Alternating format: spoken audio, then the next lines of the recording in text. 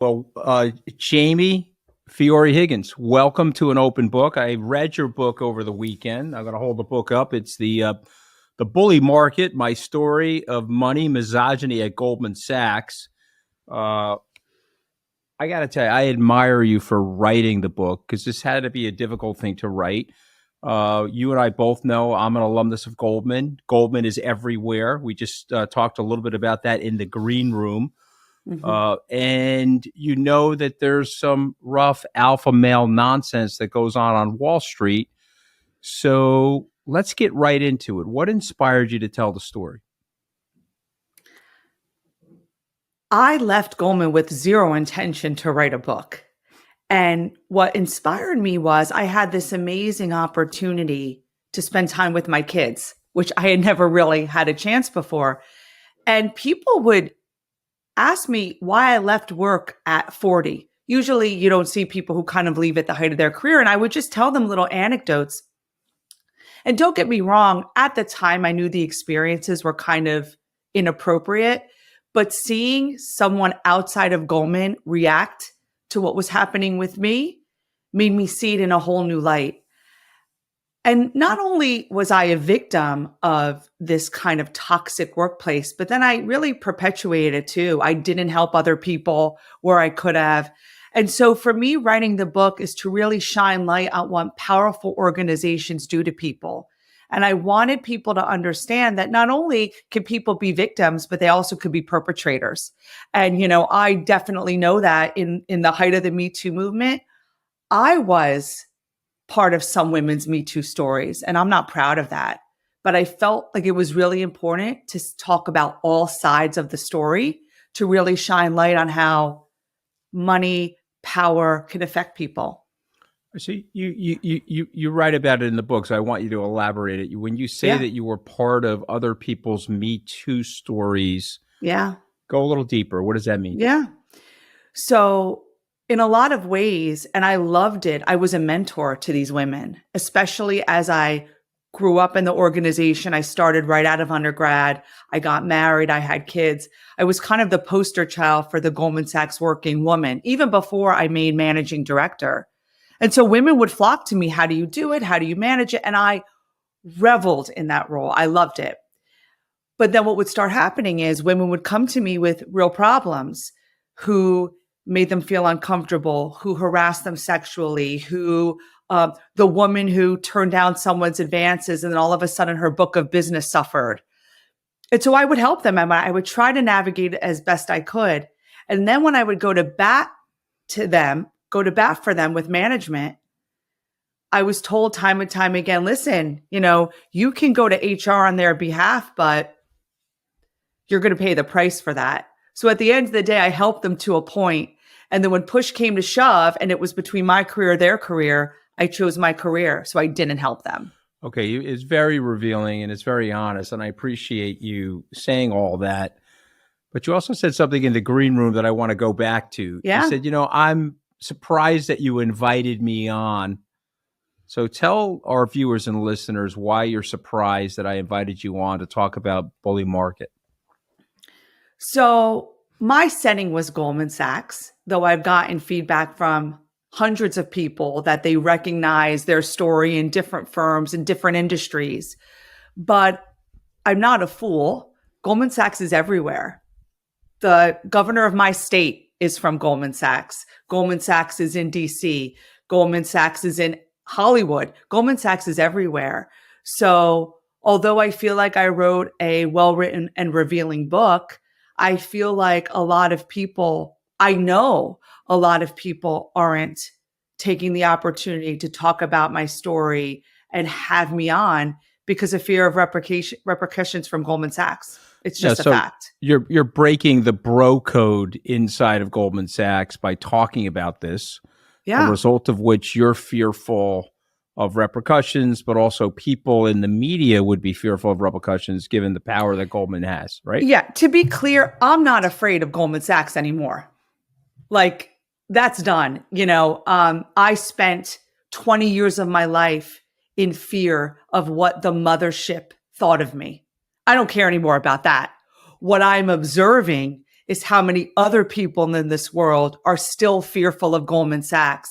And because of that, might not want to associate with me in the book. And I understand it, Anthony, because that was my life for so long.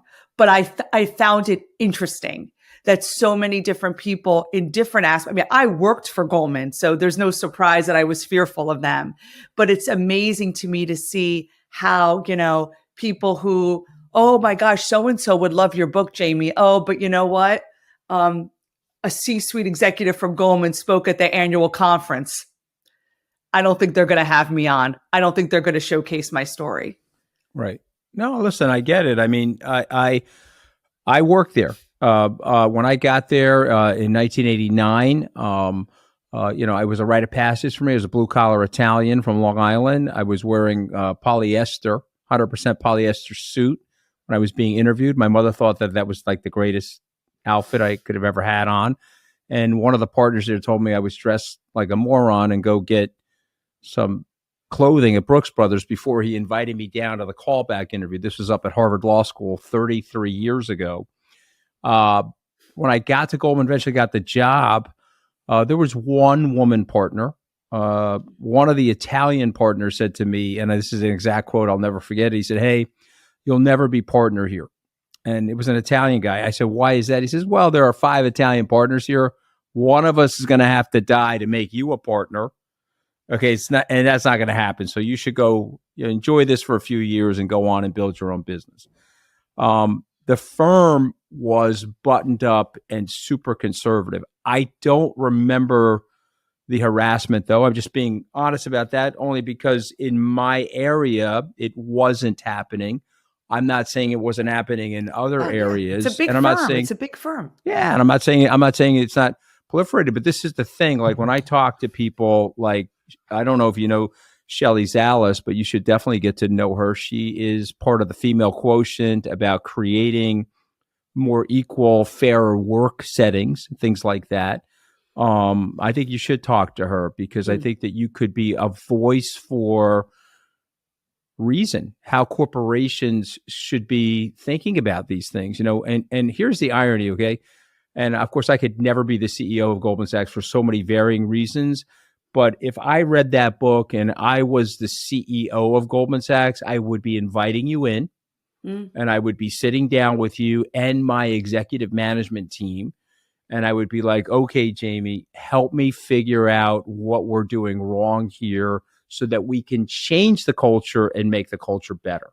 Okay. And I want to ask you that question after reading your book. Let's say I'm the CEO of Goldman. I've just invited you in. It's just you and me. I said, "Jamie, I mean, this is some really bad stuff that happened to you. You were breastfeeding. People were saying moo. You only got your promotion because of your vagina. You were nicknamed Sister Jamie. Listen, if you were my sister or my mom or my wife or my daughter, I'd be wickedly pissed off at these guys." Okay, because it's totally inexcusable. And everybody knows the difference between charming and creepy. Everybody knows the difference, okay? And you got to act a certain way. So my question to you is, you're sitting down with the CEO of Goldman. I want to make the place better.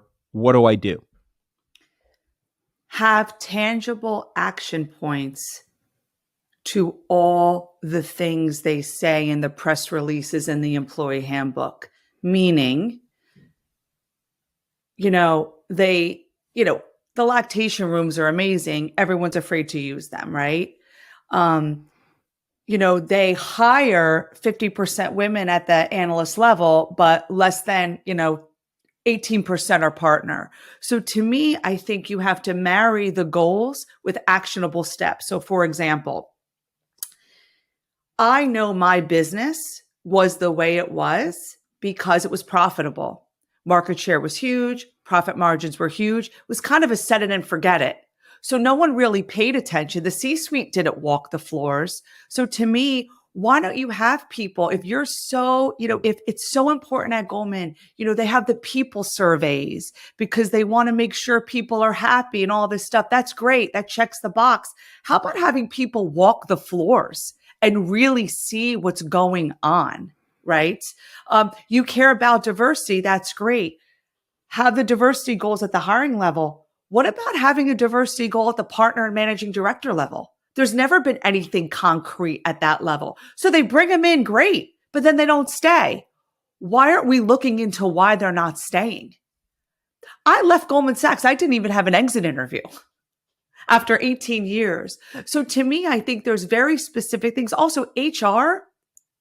And listen, I know a lot of people who worked in the HR department at Goldman, and I know they really wanted to have a good experience with their employees. But management there cannot protect employees where they're subsequently being pushed around by the power of the profit centers. If HR were an independent body that were their own profit center by being, a third party that contracted by Goldman, I think that they would look out for employees more, as opposed to, in my story, when I finally went to employee relations, human resources to complain, I was outed the next day. And guess what? Those guys wanted a job working for my partner. So they basically sold me out to get to the money side because HCM, human resources, is a cost center, not a profit center. So I think there's very specific things you could do. Outsourcing HR, getting, we have compliance officers at Goldman at the ready to make sure we're not going to be, arrested by the SEC. What about culture officers to walk around and really make sure things are on the up and up? Specific retention goals. Because you're not going to have that true diversity of thought unless you have diversity from the bottom to the top. So I think there's a lot of specific things. And oh my gosh, if Goldman Sachs invited me, I would be thrilled to go there. Yeah, listen, I think we have to flip these things around. Okay, so the old cultural identity is, oh my God, some bad things happened to Jamie. It's a one-off situation. That's not how the firm handles things. Let's ignore her and let's deep six this thing so it doesn't become a public relations nightmare. But the flip side is it could have been a public relations opportunity for the Absolutely. firm. They could have turned it around and said, oh my God, that was the first thing I did. Okay, I have a mom, I have a wife, I have a daughter. Okay, I have a sister. The first thing I got done reading your book, I was like, okay, if I was in a responsible position there, I would want to know how to fix this. Okay, so let's go right to the beginning, if you don't mind. You have a chapter in the book on orientation. The doors were locked at 7 a.m. I remember this shit, by the way. So I'm with you on this. Taylor Hughes, Wharton Economics, and there you are. Take us through your first day at Goldman, the excitement of it, but also what was going on and what you were observing culturally. Well, I couldn't help but smile when you were telling me about your polyester suit, because it was kind of similar. I walk in, my suit from TJ Maxx, my shoes from Payless. I had to leave so early because I lived down in New Jersey, out west, commuted 2 hours to get there, and entered this world, mostly men, everyone very well educated. But I was well educated too. So the education, though, transcended the degree.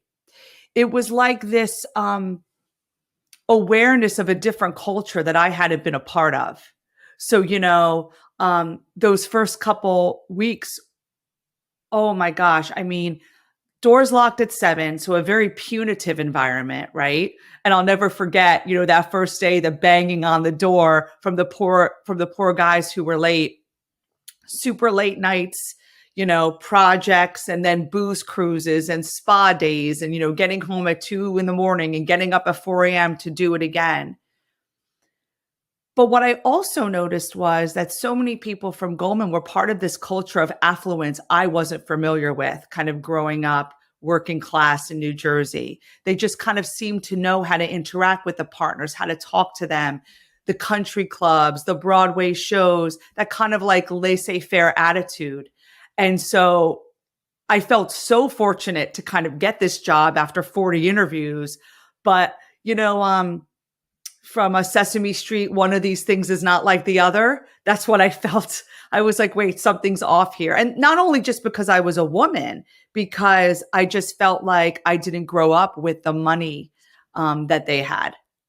So you started Goldman Sachs 9 years after me, but I had that same experience. I was a fish out of water. I had never hit a golf ball. I had never swung a tennis racket. My parents had no money. Right. And that was fine. But there was definitely some secret handshakes that were going on. And there was definitely, well, I went to this school or I went to that school. By the way, I went to Harvard. Okay. But I was a young boy in an old boys network, and I didn't have any network to speak of. And I always felt like I was a little bit of an outsider inside the firm. Mario Cabelli, who became a dear friend, he's a money manager up in Rye, New York, Italian American. He said, "Hey, man, you're going to have to shave the points off of your personality and not be you if you want to survive there. So go get a job or go start your own business. This way, when you're 50 years old, which is still a young age, you go work and have a successful career." He gave me great advice. I left the firm at age 32, started my first business, went on and sold that, and obviously created another business. I flamed out in the White House, but that's not for this podcast, okay? We're talking about you, Jamie. So tell me about the diversity song. It's a song inside of Goldman Sachs about the diversity and the togetherness. And tell me about the reality that you wrote about in the book. And it's a lot of what you talked about it's a culture of not diversity, but assimilation. So they have all the right talking points about bringing in diverse population. Okay. And you can even argue, I was a boon for them. I was a female managing director. But at the end of the day, Anthony, I was successful, not because I brought my own opinions and sensibilities based on my experiences to the table. It's because I assimilated with the corner office. And that's really, I felt, the key to success. So even when they bring in diverse populations, you have to sing the tune of the corner office. For me, it was even like I had to pretend I liked certain alcohol. I had to pretend to like certain hobbies, follow certain sports teams. Oh, so give me a couple of those. So what kind of alcohol? Go ahead. It was certain types of whiskey. And honestly, I would ask my husband. My husband had some experience sailing as a kid, so I was able to talk about sailing. I had to follow the Jets and know how they played on Sunday, even though I had no interest in the Jets. But it was all just trying to fit in. And yet, when you brought your own interests to the table, they were like discounted. So for example, I always made my kids their Halloween costumes. My mom made mine. I always wanted to make their Halloween costumes. So every year I would take a day off, a vacation day, which I'm allowed, to make my kids Halloween costumes. One time I mentioned it to my boss. He was like, "Don't ever mention that again." So vacation day that we all earned, but yet it was not a value that I wanted to do something for my family. But you could go use your, vacation days to go golf in Ireland. That's perfect. Okay, so go into that though, because I think there's an ethos there that's very true about Wall Street, right? There's a fraternity. Okay, it's not a sorority. We both know that. That's right. And it's a fraternity, and so certain things that are acceptable to a fraternity wouldn't be acceptable. Right. Like you just said. What are some other things that wouldn't be acceptable? And the men suffered as well, because there are some guys who wanted to go to the Halloween parade. They couldn't. Wanted to go to their kids. If the kids had a doctor's appointment, they couldn't, then forget about wanting to actually pump for your kids and provide breast milk. Though the guys would leave every day in the middle of the day to get their wingtip shoe shined. And that was okay. So a lot of things around family, a lot of things around personal interest, if they weren't that bro culture, that football, scotches, whiskey bars, gentlemen's clubs, the golf, of course, golf. In fact, for me, I was told to take all the pictures of my kids off my desk, cut the cut the class mom crap, Jamie. You're a commercial killer. Cut the class mom crap. So I literally took down all the pictures of my kids on my desk, but yet the guys on the desk had Jets foam fingers, pictures of them on the ninth tee. So again, it's like, if that's your value, you're golden. And I even saw some of the guys pretend that was their values to fit in. In fact, I'll never forget this one guy who worked for me. His kids went to the same preschool as the partner. There was like a holiday concert. He wanted to go so badly, but he was afraid he was going to run into the partner's wife and be outed as that dad who goes to things. Because the partner would brag that he didn't even know where his kid's school was. He didn't even know the address of the school. Right. Right. And So it's part of that. It's part of that machismo. I got it. That's I'm right. an alpha male. I'm a machismo. And kids are for the wives right, and the nannies. Right. You know, a lot of the guys I worked with, they lived in the tri-state area, right? A commutable distance. Right. They would come in on Mondays, stay in a hotel all week, and go home on Fridays. So they wouldn't see their family all week long. So I had an incident at Goldman, which I still laugh about. I'm 27 years old. I'm at a partner's house for dinner. The partner asked me to, hey, can I see you for a second? I get up from the table and we're walking into his powder room and the faucet is dripping. And he looks at me and he says, could you fix this for me? And I looked at him, I said, what do you mean? And it dawned on me, wait a minute, I'm Italian. I'm blue collar Italian. I must know how to fix the faucet. Meantime, I went to Harvard Law School, right? So I looked at him, I said, as a matter of fact, yes, tomorrow morning I'll have it fixed for you, okay? I called my cousin Bobby, who is a plumber. I sent him to the guy's house. I paid for it, by the way, and I fixed the faucet. And I just left it at that, okay? Because what was I going to do? Or what was I going to say to anybody? So I just left it at that, right? And it wasn't going to change, Jamie.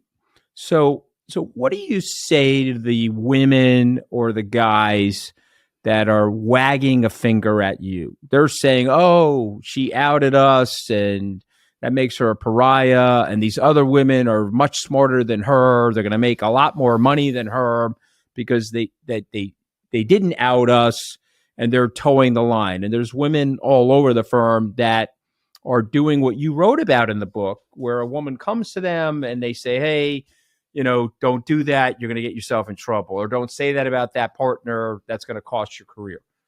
What do you say to those women that are wagging a finger at you saying, oh, you broke the bro code?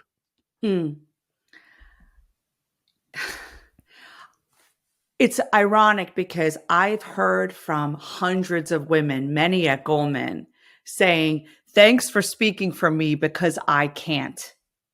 So I think, although I'm the only one speaking, I'm not the only one with something to say. And I think for a lot of these women, they understand that in order to survive, they need to keep playing the game, even though they're not happy with the game. I just heard from a friend who is at a conference right now, and she's like, oh, they're going to the strip club tonight. So it's still happening, and they can't say anything because they want to keep working. So, and listen, there are some people who are going to think I'm crazy because they're still drinking, they're still drinking the Kool-Aid there. In fact, there's a Goldman Sachs class action lawsuit going to trial next June.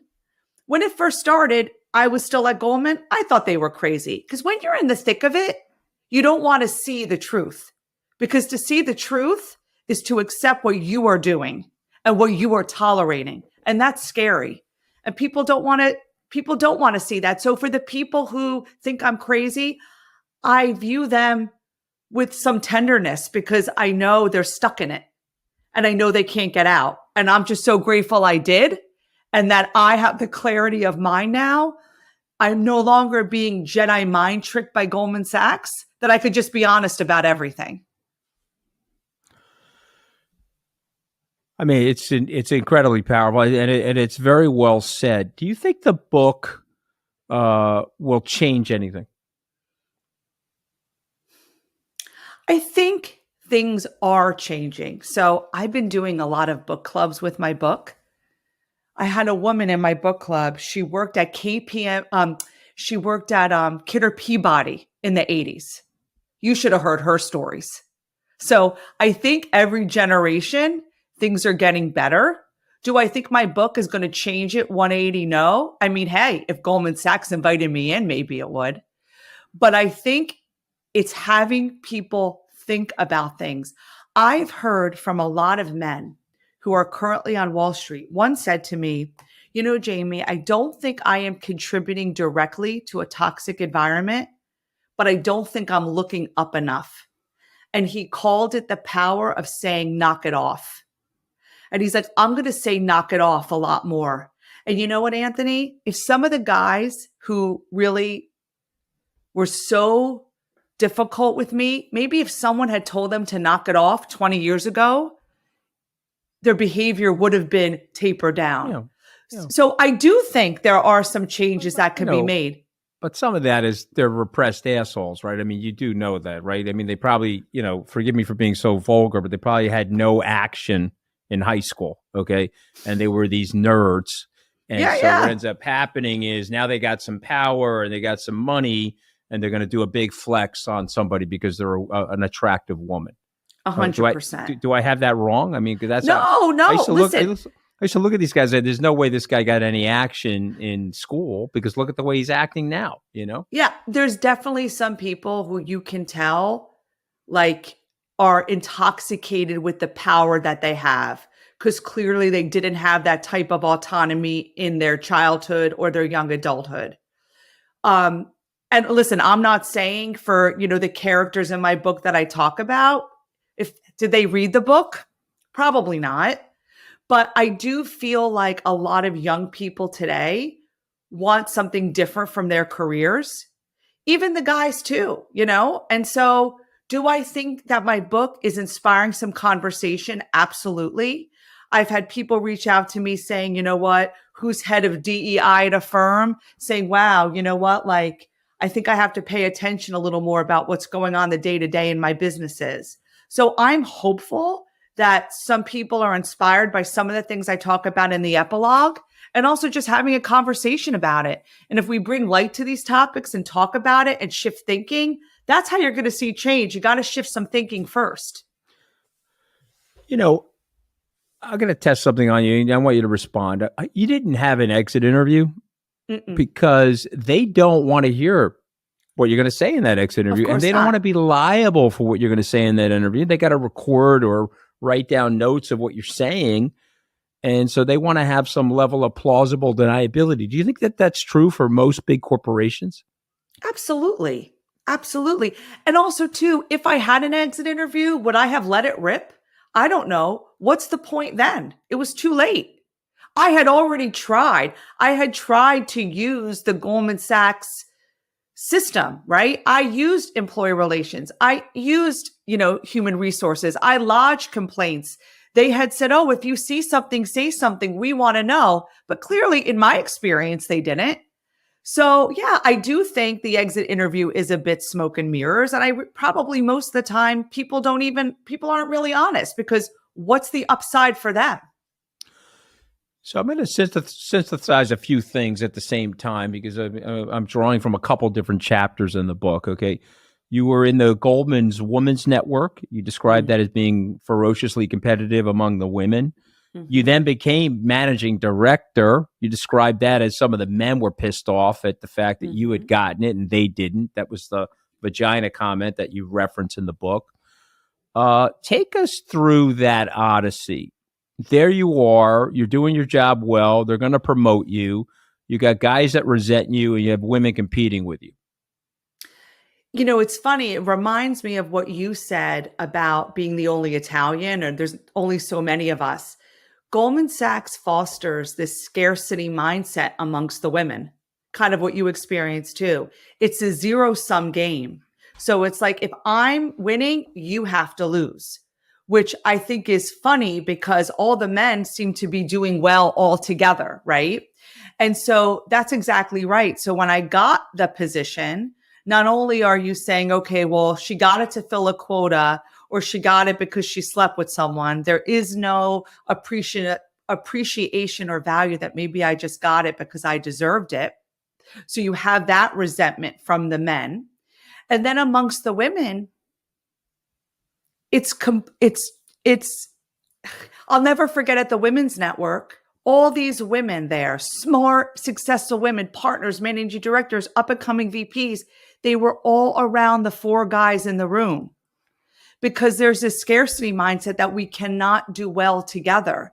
And when it is set up that way, there is no way you're going to have women who help women. It's just not possible. Let me ask you. So you don't have to answer if you don't want to, but you've revealed a lot of stuff. You're a very honest writer. Was there something so egregious that you left out that you said, okay, you know what? I can't actually put that in the book because it's like too egregious. Anything? It's interesting because, I was talking to a friend and she had said, think about all the things you didn't put in the book. In terms of egregiousness, I mean, the assault was probably the most egregious thing because that was physical hands on me. Right. But, there were stories, amongst the women. I mean, there was a woman who I'll never forget. I was at a big hedge fund meeting. It was one of my first ones. And I was making a presentation and I did great. And then we were having drinks at the bar. And she went into this whole monologue about my sex life, how I liked it, how I didn't like it, how I was a prude, sexual positions. It was so embarrassing. It was with this hedge fund PM. And I remember, the next day telling my manager, and he's like, this is Goldman. Like, this is like one regular, he would say. This is one regular. Like, this is not a big deal. So constant aggressions like that. I mean, all the drugs, all the sex, all the affairs. I feel like in my book, I kind of talked about the greatest hits, but there are just so many little anecdotes and stories, and so many too stories about women who I didn't help. In fact, I heard from one a couple weeks ago. She sent me a private message. Jamie, I'm really happy for your book, but if I'm brutally honest, remember when this happened and that happened and that happened? In fact, in the book, I talk about a guy. This was the gentleman who ended up assaulting me, who was having an affair with a client. And I told my boss about it. And he said to me, well, you could go to HR about it, but I'm not getting rid of this guy because he has something better than a 4.0 from Harvard. I say to the Harvard graduate, he was a scratch golfer. And so he was always protected. And so I didn't report it to HR. I've heard from two women since who went to HR with the same complaint because he was having an affair with a client and his wife started calling me. His wife called two other women. They went to HR. Within 6 months, their reviews went down, and within 12 months, they were fired. So I've heard of more stories since I wrote the book because women have read my book and said, oh my gosh, the same exact thing happened to me.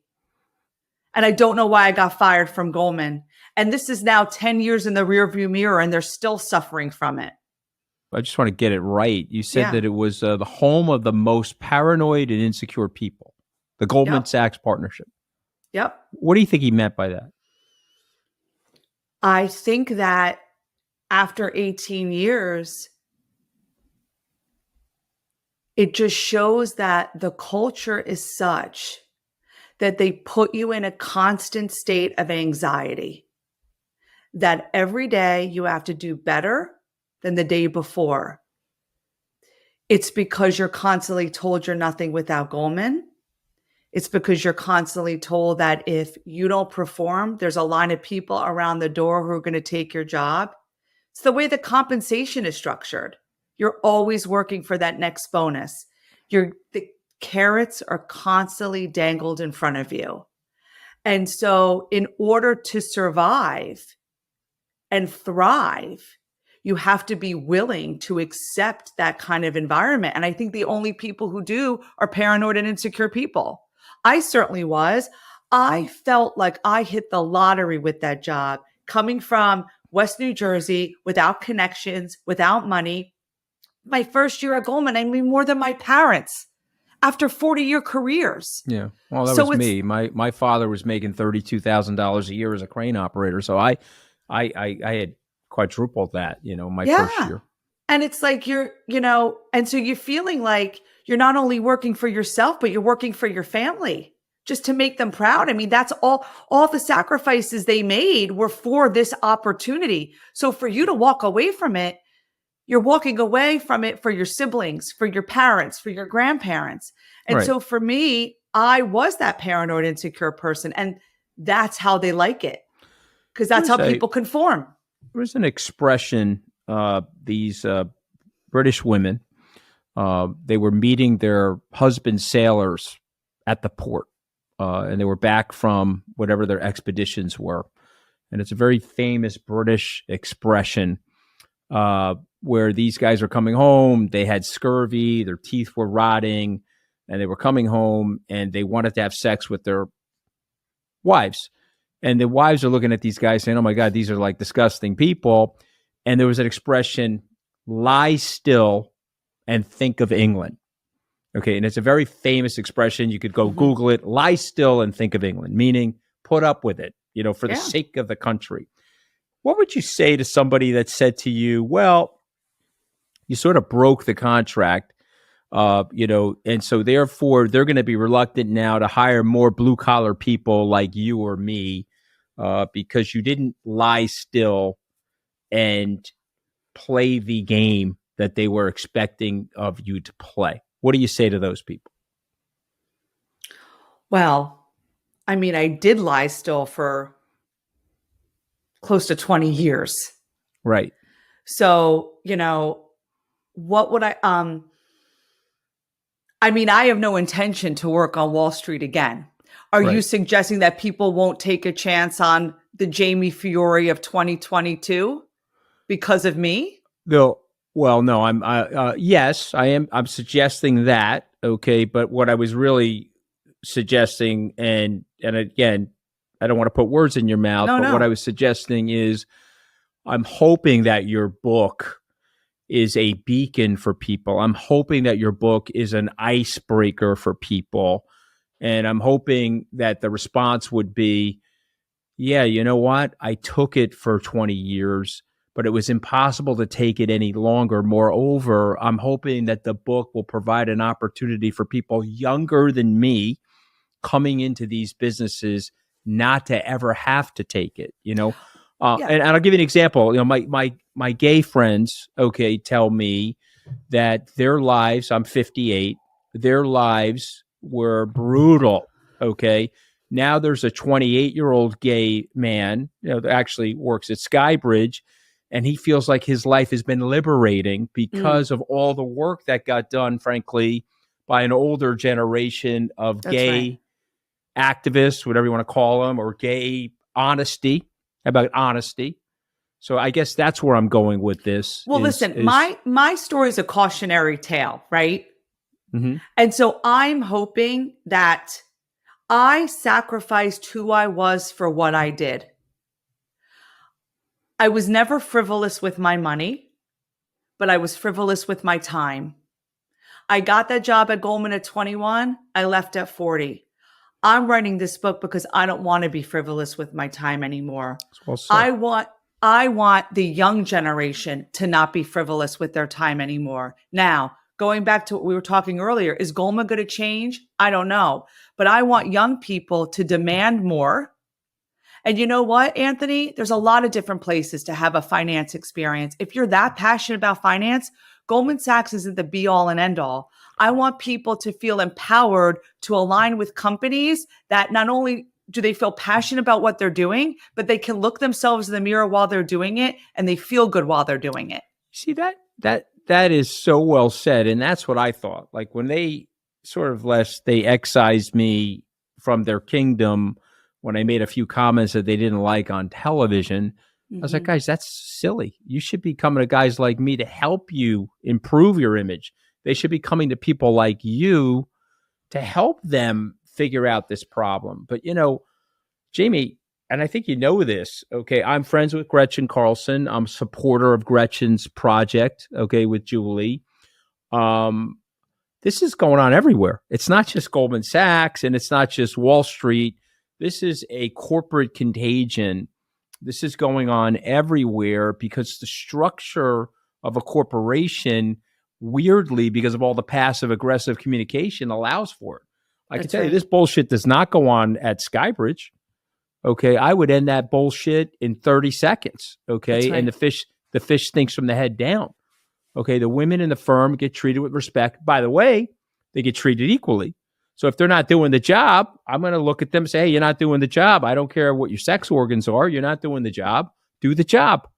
But you're And I'm not going to sure be you pay them the same too. 100%, if anything, more if they're doing the job. That's right. Okay, my general counsel was on maternity leave when I made her a partner, and she's openly gay. She's lesbian, and she's been my partner for 15 years, and she's the best at what she does, and she's got to get paid That's right. commensurate with that. And by the way, you know that's easier to do for me because I am a 29, 30 person organization. Easier to do for me. But it's not that hard for a bigger company to do it if they have the willingness in their culture to change it. That's You right. see, but they're sitting around with all these lawyers, and the lawyers are telling them, oh, you can't do this, you can't do that. Don't interview Jamie. Don't bring her back. Can't have an exit interview with her. Oh, my God, if this stuff ever got in the press, it would be brutal for us. But the truth of the matter is, everybody knows about it anyway. It's not That's like it's right. like you're getting these private messages. Ask Gretchen Carlson what it was like at Fox News. She Yeah. knows. Gretchen wrote a blurb for me, Yeah, no, I know. I know which on was the back. amazing. Yeah, and she's a very good person, and she got into a very twisted situation. And by the way, there are women at that organization that are mad at her because, oh, you're making it hard on the rest of us. We should just sit around and take it. Lie still and think of England. And I That's don't right. think the world is going to change. It didn't change for the gay community by lying still and not doing the right thing. What did I miss? What did I miss, Jamie Fiore Higgins? What did I miss? I think it's really important to know that, again, women have an issue, but really everyone has an issue in terms of, because like I said, I know there are plenty of men that I have heard from. I've heard from so many Goldman men thanking me for writing the book. So I think these firms really need to start paying attention. The pipeline of talent in business, it happens over years, right? Over decades. And if companies don't start really can't just put keywords, can't just put chapters in employee handbook until companies really make sure it happens. I know you talk about your 30-person company. You look at that comp, right? You make sure that people are being paid fairly. You take the time and pay attention. If Solomon doesn't have time to, that's fine. Get soldiers to do it, to really look at what's going on. Another thing we didn't even get to, the review process at Goldman, right? Look into outliers, look into situations, really care about the answer. And I don't think until they really start paying attention that things are going to change. And that's really what I want for this. And I want employees to start speaking up and advocating for one another. Yeah, I mean, you also write about the review process being somewhat ceremonial. Ultimately, the partner made the decision and the person got paid, and the review was just in the backdrop in case there was ever an issue. So I get all of that. I applaud you for your courage. And listen, I got a lot of friends at Goldman Sachs to this day. I like the firm, in many ways. I don't like this aspect of the firm, but I'm telling you, Jamie, it's not just Goldman. I mean, it's everywhere. It's not just in financial services. It's everywhere. So So 300 messages and counting, 300 messages and counting for me, from Yeah. medicine, from small Sure. business. Listen, you only need two people to have a power dynamic. Mm-hmm. I've heard from people in small businesses, large businesses, law, medicine, finance, insurance, education. It's happening everywhere. Well, I appreciate it. You know, if you get a chance, read Lessons in Chemistry, which is I a just book. got it from my bookstore. Yeah, you got to read that book. I mean, I interviewed the author. She's a lovely, lovely woman, and she's writing about sexism and feminism in the 1960s. And I'm laughing because a lot of the stuff that Bonnie writes about, her name is Bonnie Garmis, and I interviewed her on my podcast, is happening today. You know, and listen, if we want to make things better, and I'm not a woke person, I'm not about.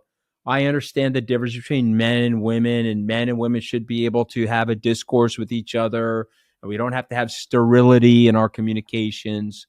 But we do know what's right and wrong. You know, there was a famous Supreme Court case. They asked Potter Stewart, a Supreme Court justice, what is the definition of pornography? And he said, I know it when I see it. You know, that's just that simple. You know when someone is a complete asshole and acting like a creepster. And you know when someone says, hey, Jamie, you look great today. It's a nice dress that you have on. And you say, oh, thank you. And you go on and you do your job. You see what I mean? Well, this reminds me of at Goldman. They always used to say, when it comes to like business and how you deal with your clients, would you want what you do to be on the cover of the Wall Street Journal and have your mother read it? Right, and would you be happy with that behavior? So what I say is, let's take that and talk about the way we treat each other on the desk. Right. Would you have what you say to your colleagues printed up on a dialogue on the cover of the Wall Street Journal, give it to your mom and read it? And would you still be okay to talk to your mom after she read it? Right. Yeah. Right. It's well said. It's well said. Well, Jamie, thank you so much for writing this book. Thank you so much for joining my podcast, An Open Book.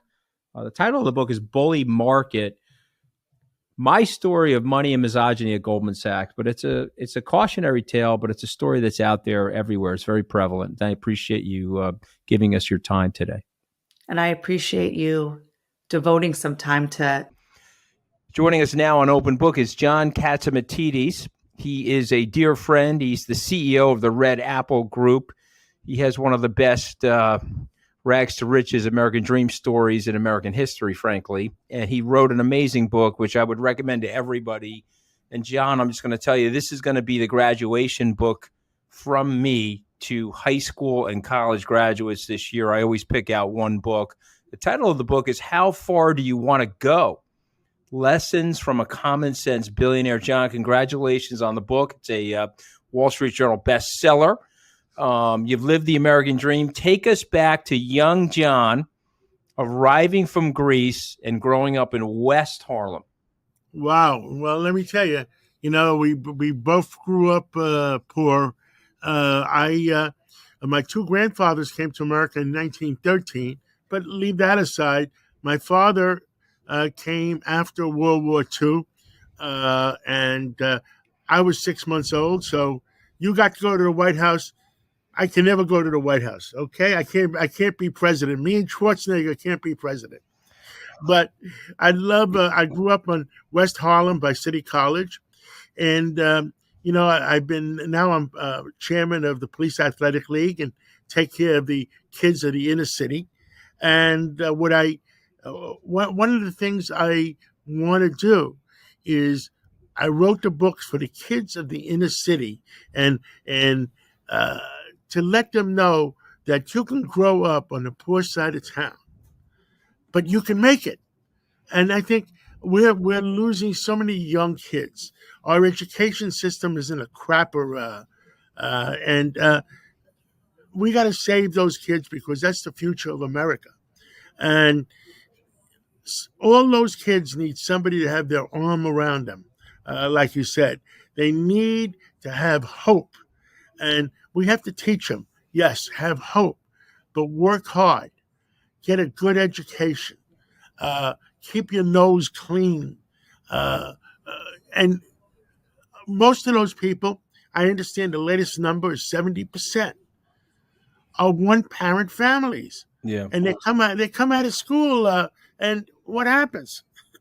They come out of school and they have no place to go to, and unless they have like we have the police athletic league centers, unless they have some place to go to, they end up hanging around in the pizza shop. Or the old days when me and you were growing up, used to be the candy store, and they get in trouble. And how do we save these kids? So this book, if we give it to high school or college kids, maybe we could save some of them and give them hope that they could make it too. And that's what I usually do at the Police Athletic League. I point at them and said, I made it. I come from this neighborhood. You can make it too. And I think it's a big thing. And the other reason I wrote the book is for my kids and grandkids that I don't have yet, to let them know where they came from and what's the story of who their grandfather was someday. And I thought I had to put it on paper.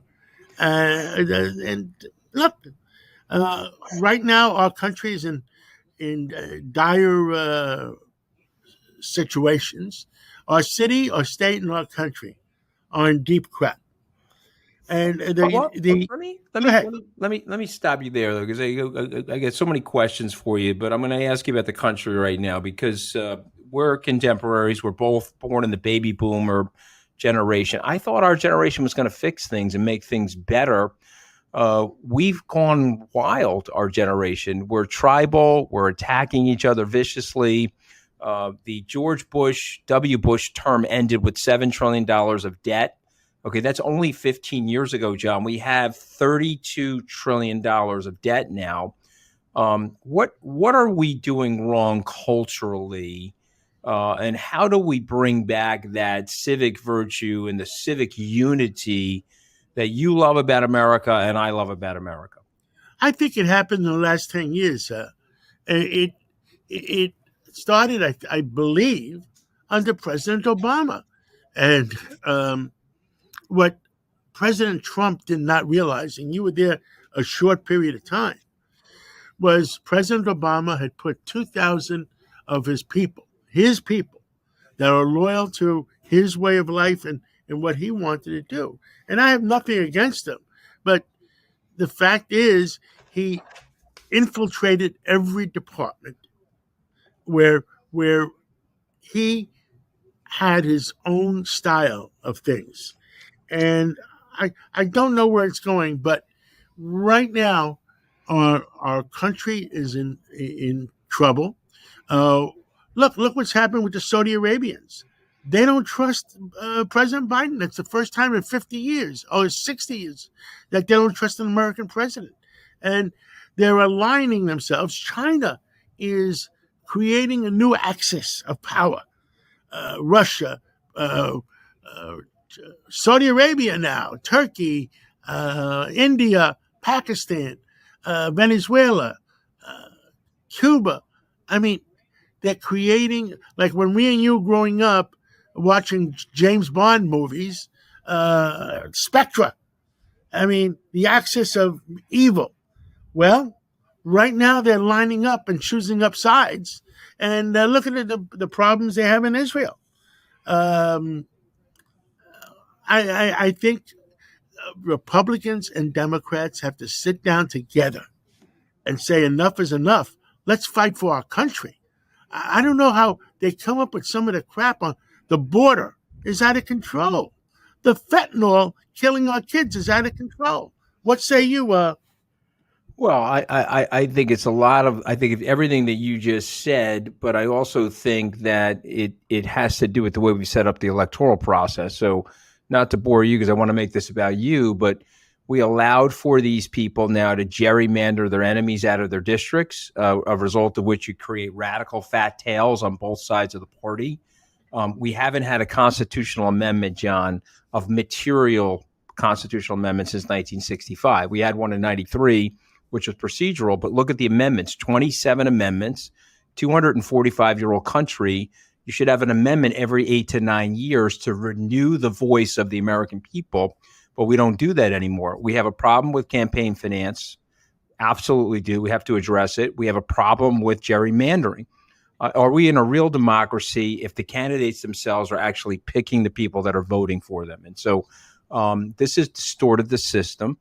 And we used to fight together. You know, the American military had 35% of the American families were involved with the military in World War II and the Korean War. It's down to 3%, a result of which our nation, you know, the people in Wyoming don't know the people in New York as well as they did. You remember George McGovern and you remember Bob Dole. They didn't have Yes. the same ideology, but they served in the American military together. So they had some level of professional respect between themselves. But let's go back to you. It's super important for me to understand your personality because you have one of the most unique gifts. When I run into people and they say, "Are you friends with John Catsimatidis?" I say, "Well, anybody that knows John Catsimatidis is friends with John Catsimatidis." You have this wonderful way of being loyal to people. You have this wonderful way of doing favors for people in this nonlinear way. You're never looking for anything in return. When I got fired from the White House, you reached out to me. You asked me to speak at the PAL League luncheon, which I graciously accepted. You brought me into your community. You put your arm around me. It's something I'll never forget for the rest of my life. Explain to me the temperament of John Catsimatidis and the person that you are and how you think about people. Well, what I try to teach kids and tell people that you're better off.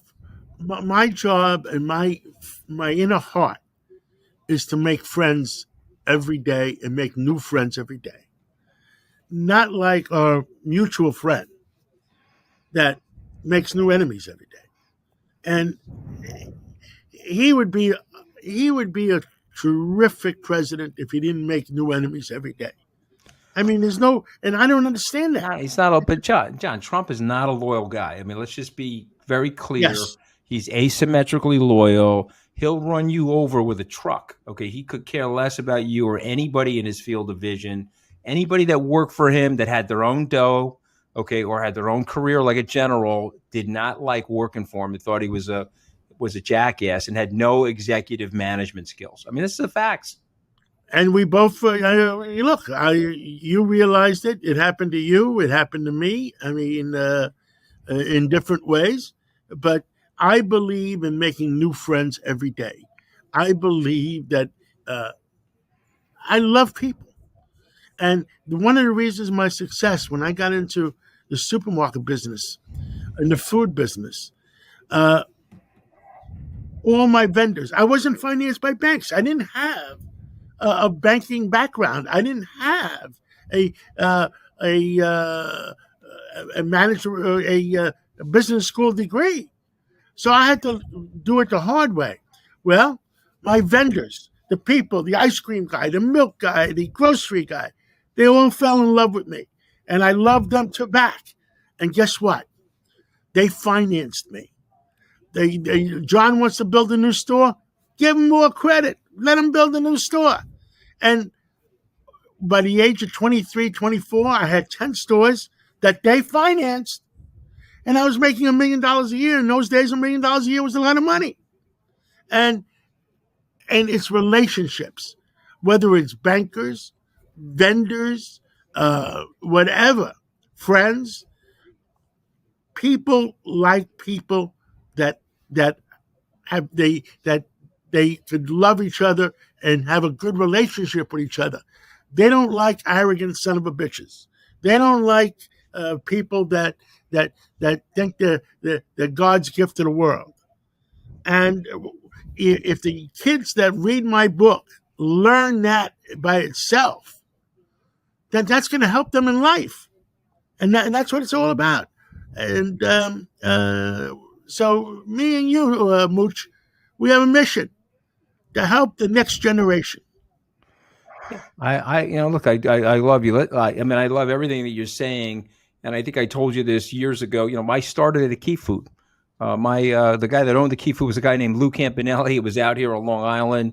He couldn't have been a better boss than me. And he gave me a lot of values about having to share things and bringing people into the team.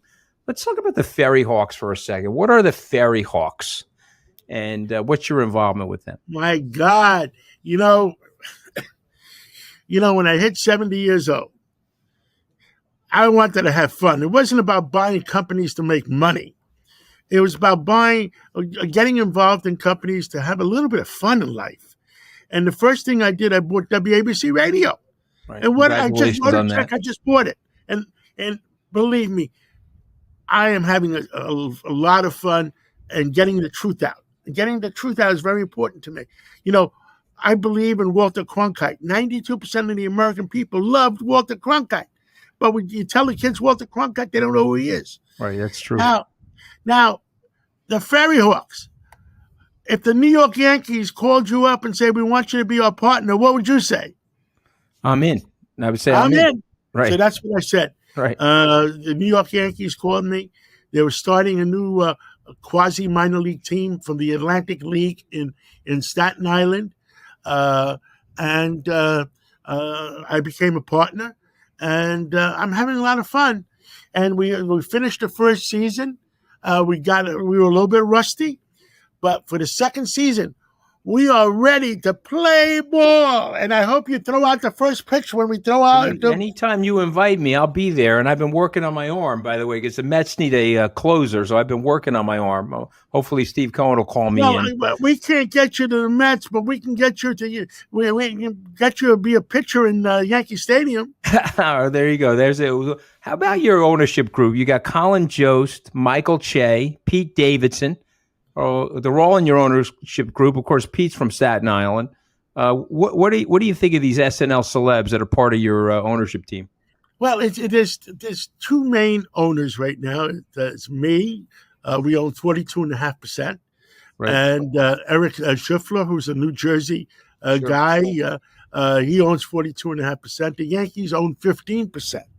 So that group of SNL people are part of the Yankees 15%.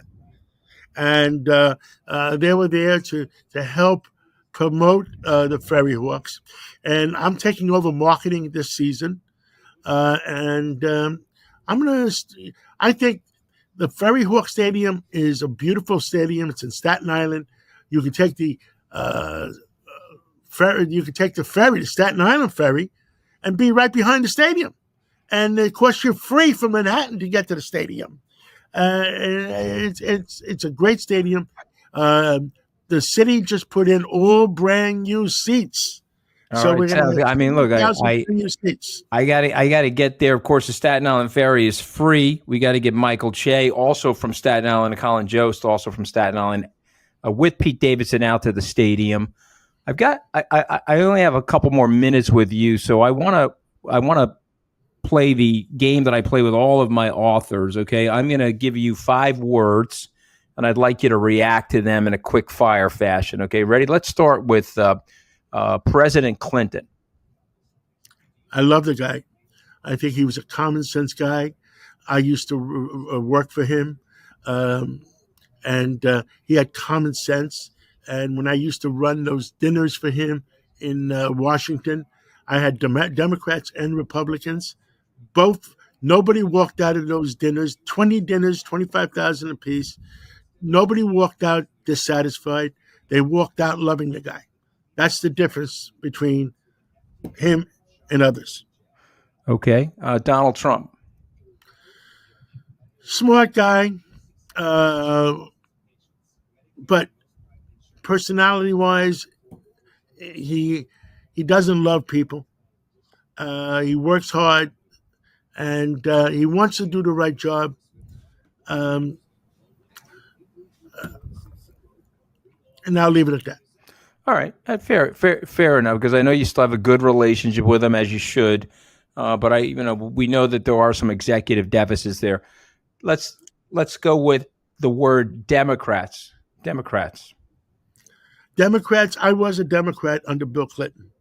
I worked very hard for him to become for his second term, and I worked very hard for Hillary to become U.S. Senator in the year whatever it was, right after the presidency of Bill Clinton. common sense Democrats are good people. The only problem with common sense Democrats, they haven't had the testicles to stand up against the bizarro Democrats. And the bizarro Democrats can take in the Democratic Party down the sewer, and I detest that. Republicans. Republicans, extreme left or extreme right in our country is wrong. I believe that everybody should sit around a round table and work things out the old-fashioned way. And my 5 o'clock WABC show will become number one. Why? We have common sense Democrats, common sense Republicans. We yell at each other, scream at each other, and guess what? At 6 o'clock at the end of the show, we hug each other. And another example is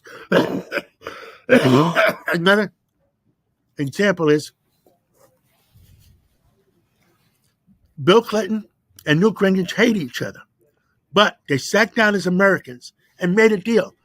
The deficit was $5.5 trillion. And at the end of their term, they worked together. It went down to $5 trillion. Is that unbelievable?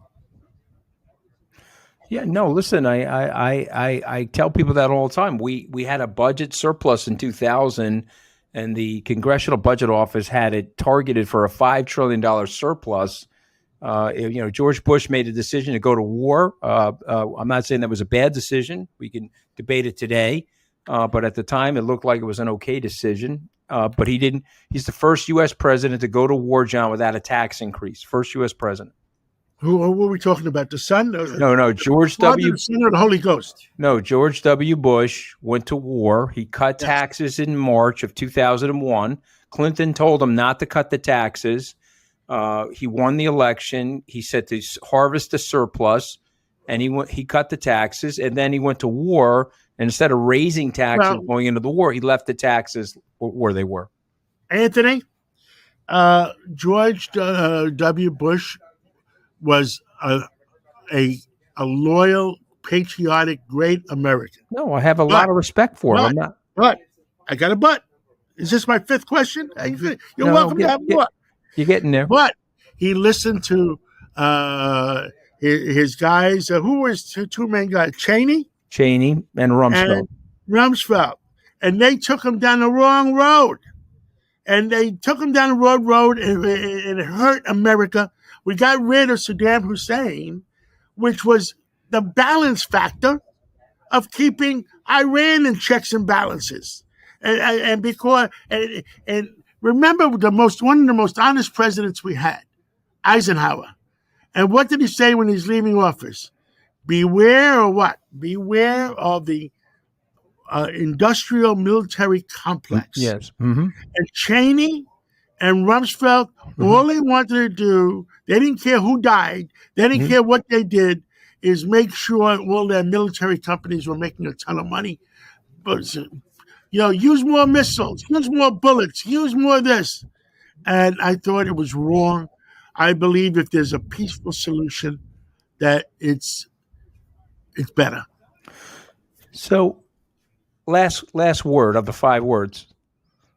And after reading your book, you can go a little long on this one. America, John. America, I love America. I'm an immigrant. I remember when I was 6 years old, I went down and swore allegiance to the flag and the United States of America and got my American citizenship papers when I was 6 years old. What the heck is going on with these borders right now? Where I believe in immigration. But right now, we got open borders, which is horrible because they're terrorists coming in, drug dealers coming in, they're bad people coming in. I used to run with our old friend. Remember our old friend Bill Fugazi? Yeah, sure. I love Bill. We ran the Ellis Island Foundation together. Yep. Mm-hmm. And Ellis Island was people came through and you were checked for diseases. You were asked to pledge allegiance to the United States of America. You know what I said to all the U.S. senators that come through my office? I said to them, why don't we have 4 or 5 Ellis Islands along the Texas coast or along the Arizona or along New Mexico? Immigration, yes, but let's find out who's coming and going. I mean, it's horrible. And our borders are under attack. Our people are under attack with fentanyl and killing 100,000 citizens a year. And our universities are for sale. And it's horrible. So I had a U.S. Senator last week in my office, and we had a long discussion. And you know what I was scared of? That 2076 is our United States of America 300th year. We're not going to make it if we don't take things under control. And me and you will survive because we're not going to be here in 2076. But our kids, our grandkids, and hopefully our great-grandkids, we want them to have the same way of life as the United States of America. And the last word, there's 8 billion people in the world. 5.5 billion are under dictatorship rule, under communist rule, etc. 2.5 billion is part of the United States of America, Japan, Australia, most of South America, Europe, NATO, and they depend on President Joe Biden for leadership. Well, we're in deep crap because we're in deep crap. And if we lose the leadership in Washington, look at Saudi Arabia. If they start to lose the confidence in Washington, well, how was it in James Bond movies? Spectre will win. Mm-hmm. Mm-hmm. I'm with you, man. I appreciate it. And I appreciate your honesty and your patriotism. What's next for you? What are we doing next?